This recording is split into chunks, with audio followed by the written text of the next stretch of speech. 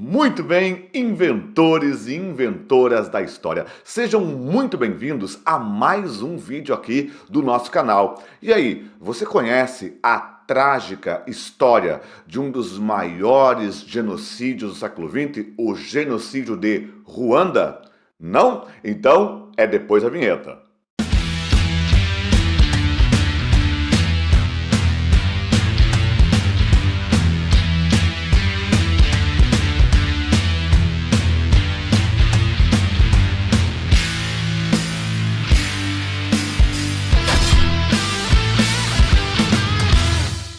Muito bem, então, pessoal, voltamos aqui, vamos ao nosso vídeo, mas antes aquele pedido amigo, segue a gente aqui nas redes sociais, importantíssimo, e claro, não esqueça, se inscreve no canal e claro, curte esse vídeo e os nossos demais vídeos aqui, é importantíssimo o seu apoio, sério mesmo, tá pessoal, conto com vocês.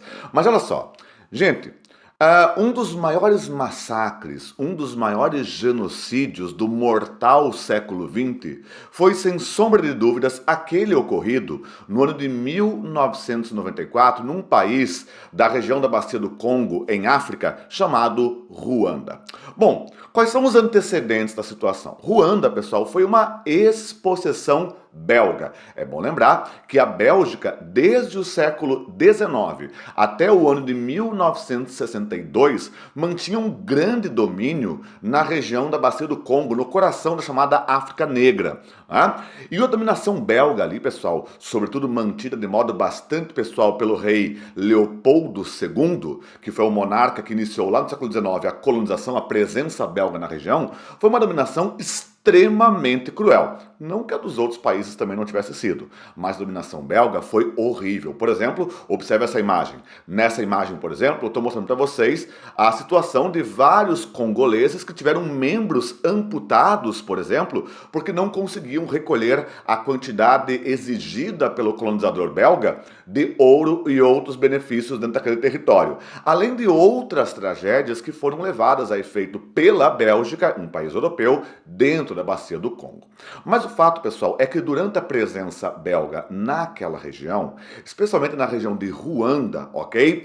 Ali houve uma acentuada divisão entre dois grupos étnicos, os Tutsis e os Hutus. Bom, na prática, já existia uma denominação em torno de Tutsis e Hutus. Entretanto, diferentes bibliografias apontam que os belgas maximizaram essas eventuais diferenças entre os dois grupos. Aliás, eu e você dificilmente conseguiríamos identificar claramente entre dois ruandeses quem é Tutsi e quem é Hutu. As diferenças físicas, se existem, é questionado inclusive isso, se existem, são mínimas. Mas de um modo geral, os Tutsis eram vistos como um pouco mais altos, de pele levemente mais clara. E os Hutus, a ampla maioria na região, eram vistos como de estatura um pouco menor e de pele um pouco mais escura. Os Tutsis foram meio que escolhidos pelo colonizador belga para serem meio que um tipo de elite governamental na região. Então os belgas mantinham o controle dentro da região ali de Ruanda, mas colocavam governos Tutsis para coordenar a questão local. E obviamente ao longo de décadas e décadas de dominação então da política local pela minoria Tutsi, isso ampliava um ódio muito forte dos Hutus contra essa minoria. Né? De modo que, quando os belgas, enfim, foram embora do território de Ruanda em 1962, né, como os Hutus eram maioria, dentro da democracia, eles se fizeram valer e rapidamente chegaram ao poder, e aí, uma vez no poder, eles passam a perseguir a minoria Tutsi, que eles viam como uma minoria opressora ao longo dos anos de dominação belga na região. Porém, olha que interessante, pessoal. Veja que, na realidade, essa opressão, sobretudo, foi instrumentalizada pelo colonizador belga, né? Mas o fato é que depois, ali no iniciozinho dos anos 90, por volta de 1990, iniciou a chamada Guerra Civil de Ruanda, justamente opondo, né, setores Tutsis contra setores Hutus. E aí formou-se a Frente Patriótica de Ruanda, que era uma guerrilha, né, um exército Tutsi, que tentava retomar o país. E um belo dia a Frente Patriótica de Ruanda conseguiu invadir Ruanda vindo de um país vizinho, Uganda. Tá? Então, a partir de Uganda, a Frente Patriótica de Ruanda invade o país. E aí, claro, depois de uma sangrenta guerra civil, ocorre um acordo de paz, o Acordo de Arusha, entre a Frente Patriótica de Ruanda e o governo Hutu do país Ruanda. Né?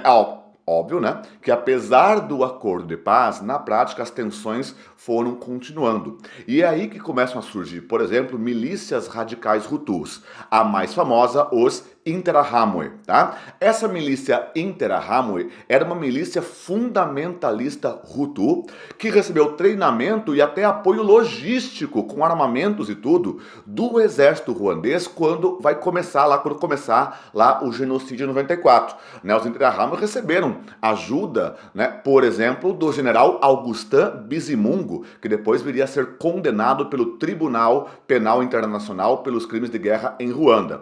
E também um dos grandes líderes, né, dos Interahamwe era o Georges Rutaganda, que também depois viria a ser condenado pelo Tribunal Penal Internacional por crime de genocídio. Então eram dois genocidas, né, ruandeses, o general Bizimungu, do exército de Ruanda, e também o Georges Rutaganda. Mas o fato, pessoal, é que durante um bom tempo, rádios de maioria Hutu, rádios, né, transmissoras de rádio, por exemplo, começaram a dizer que havia um plano secreto Tutsi para promover um genocídio Hutu. Então, obviamente, isso foi aumentando as já gigantescas tensões entre os dois grupos.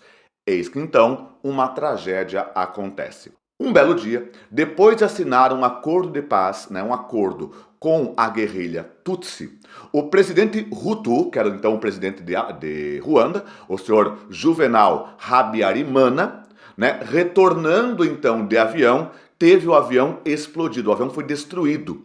E aí, logo que o avião do presidente Hutu, Habyarimana, foi derrubado, e ele, portanto, morreu, né, a guarda presidencial lá em Kigali, capital de Ruanda, né, começou a sistematicamente matar Hutus moderados, né? Então seria aquela oposição ao presidente. Então, Hutus moderados, que eram vistos como traidores, passam a ser mortos, assim como várias famílias Tutsis. Tá? Então ali começaria o massacre. Isso teria ocorrido no dia 6 de abril de 1994. Eu estou gravando, inclusive, esse vídeo no dia 6 de abril. Tá? No dia 6 de abril, então, é derrubado o avião e começa de um modo ainda bastante inicial, né, bastante assim incipiente, esse massacre. Porém, é no dia seguinte, no dia 7 de abril de 1994, que o território de Ruanda está tomado pela violência. E aí você vai ter a ação violentíssima dos Interahamwe, né, aquela milícia radical Hutu, com apoio do exército ruandês, do general Bizimungu, né, exterminando todos os Tutsis que vinham pela frente, inclusive mulheres, crianças e idosos, o que justamente mostra o caráter de genocídio. Não estava se matando só os adultos homens Tutsis, mas estava matando toda a nova geração Tutsi, as crianças. E detalhe bastante, vamos dizer assim, perturbador, né? Ao longo do massacre, pessoal, ao longo do genocídio, ok? Foram cerca de pelo menos 800 mil Tutsis mortos, juntos com Hutus moderados e também os Tua, que era uma outra minoria que também existia lá em Ruanda. Foram massacrados 800 mil em 100 dias. Você eliminar, por exemplo, 800 mil pessoas em 100 dias utilizando armas de fogo, convenhamos, é bastante assustador. Mas torna-se muito pior quando descobrimos, por exemplo, que essas 800 mil vítimas do genocídio foram mortas em apenas 100 dias, sobretudo a ampla maioria com golpes de pedras, paus e facões. Perceba que há, portanto, um ódio étnico muito grande.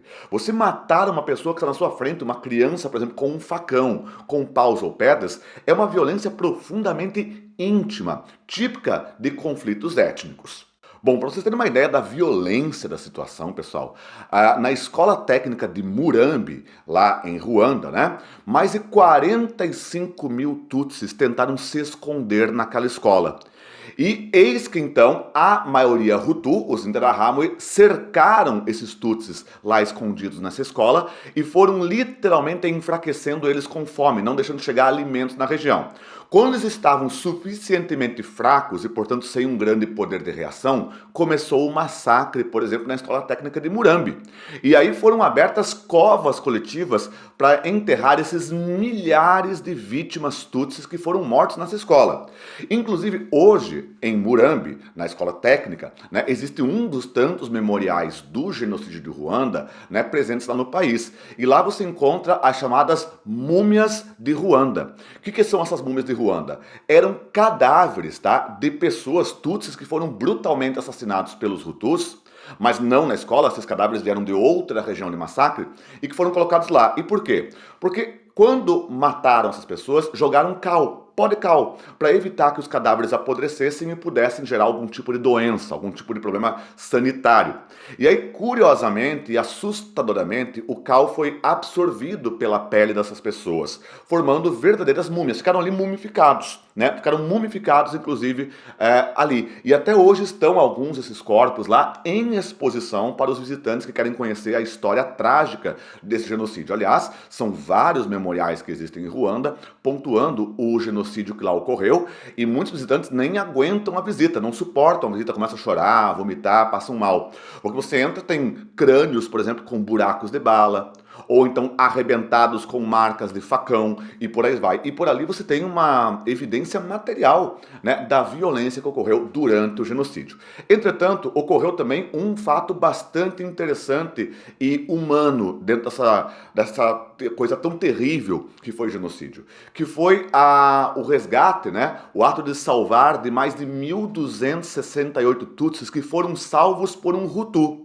Um gerente de hotel, um hotel que era mantido por uma companhia belga, o Hotel Mille Collines, nos arredores da capital ruandesa Kigali, e ali o gerente do hotel, um Hutu, casado inclusive com uma Tutsi, um homem chamado Paul Rusesabagina, conseguiu articular de um modo verdadeiramente heróico, né, a proteção de mais de 1.268 Tutsis que certamente seriam massacrados pelos Interahamwe. Ele resistiu por dias até que finalmente aquelas pessoas foram resgatadas, conseguiram escapar do Mille Collines e passar a fronteira de Ruanda escapando, né, do terrível massacre. Inclusive o Paul Rusesabagina, que hoje vive com sua família na Bélgica, ok? O Paul Rusesabagina é chamado por alguns de o Schindler da África, ou Schindler negro, numa referência lá ao famoso Oscar Schindler, né, que teria salvo a vida de milhares de judeus, inclusive durante o nazismo na Segunda Guerra Mundial. Mas é interessante perceber o ato heróico do Paul Rusesabagina, que aliás acabou inspirando um filme, que fica aqui a dica para vocês, está aqui o filme Hotel Ruanda, um filme verdadeiramente magnífico, sensível e trágico sobre esse genocídio.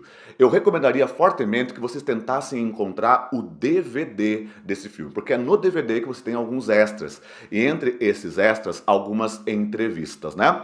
Uma entrevista do cineasta americano que produziu o filme, ele contando que quando ele visitou lá o memorial de Murambi, onde tem aquelas múmias de Ruanda, que é o cal, ficaram brancas por causa do cal, a frase do cineasta americano foi: somente na morte aquelas pessoas tiveram a cor que lhes teria salvo a vida. Por que ele falou isso? Porque a tragédia de Ruanda era anunciada, todo mundo viu que ia terminar mal e ninguém fez nada. Potências como Bélgica, França e Estados Unidos não mexeram uma palha, ao contrário, foram lá, e isso é retratado no filme, retiraram seus cidadãos e foram embora, deixando os ruandeses tutsis à própria sorte, ou seja, ao massacre, né? E isso foi feito, tá? Isso ocorreu. Além disso, pessoal, também tem uma entrevista do Paul Rusesabagina, de verdade, né? Que aqui está a foto dele, inclusive, de novo, né?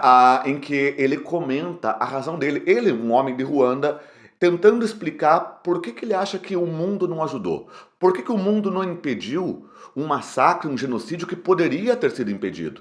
E aí, na ótica dele, ele falou o seguinte: bom, Ruanda não tem petróleo, Ruanda não tem ouro, não tem diamante. Ruanda tinha uma economia bastante ligada à produção de chá e café. Ou seja, nas palavras dele, era como se Ruanda não fosse economicamente útil para o mundo. Como se Ruanda não tivesse qualquer importância para o mundo. Então, tanto faz morrer um ou outro em Ruanda que ninguém ligaria. Quer dizer, uma entrevista bastante dura e que nos deixa pensativos sobre uma das tantas tragédias históricas que poderiam ter sido evitadas.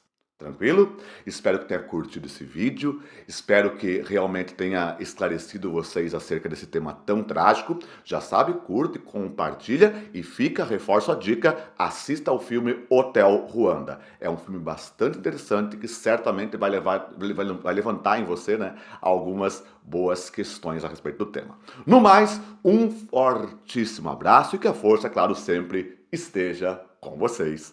Tchau, tchau!